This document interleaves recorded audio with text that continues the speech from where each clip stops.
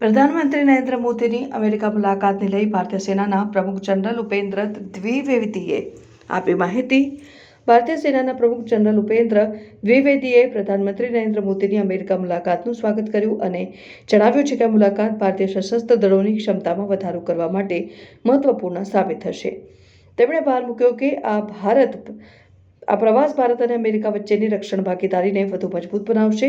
General દ્વિવેદીએ જણાવ્યું કે પ્રધાનમંત્રીની આ મુલાકાતથી બંને દેશો વચ્ચેના રક્ષણ સહકારમાં નવી ઊંચાઈઓ આવશે, જેનાથી ભારતીય સેનાની કાર્યક્ષમતામાં વધારો થશે. તેમણે ઉમેર્યું કે આ પ્રકારની ભાગીદારીથી ભારતની રક્ષણ ક્ષમતાઓમાં સુધારો થશે અને દેશની સુરક્ષા વધુ મજબૂત બનશે. આ મુલાકાત દરમિયાન ભારત અને અમેરિકા વચ્ચે વિવિધ રક્ષણ કરારો પર હસ્તાક્ષર થવાની સંભાવના છે, જેનાથી ભારતીય સેનાને આધુનિક ટેકનોલોજી અને સાધનો પ્રાપ્ત થશે. જનરલ દ્વિવેદીએ આ કરારોને ભારતીય સેનાની ક્ષમતામાં વધારો કરવા માટે મહત્વપૂર્ણ ગણાવ્યા છે અને જનરલ દ્વિવેદીએ વિશ્વાસ વ્યક્ત કર્યો કે પ્રધાનમંત્રીની આ મુલાકાતથી ભારત અને અમેરિકાની રક્ષણ ભાગીદારી વધુ મજબૂત બનશે, જેનાથી બંને દેશોની સુરક્ષા અને સ્થિરતા માટે લાભદાયી સાબિત થશે.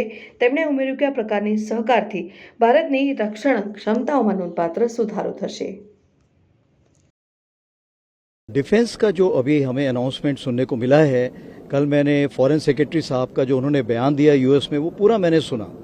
तो बहुत अच्छी खुशखबरी उसमें आई है सुन के कि 10 साल का प्लान बनेगा और उसमें जो हम साथ में मिलके यहाँ पे ज्वाइंट प्रोडक्शन करेंगे, उससे हमारी डिफेंस इंडस्ट्री को बहुत फ़ायदा होगा, जिससे भारतीय सेना को भी बहुत फ़ायदा होगा और जो हमारी आत्मनिर्भरता की एक कड़ी है, जो हमारी मुहिम है, उसको बहुत ही बढ़ावा मिलेगा.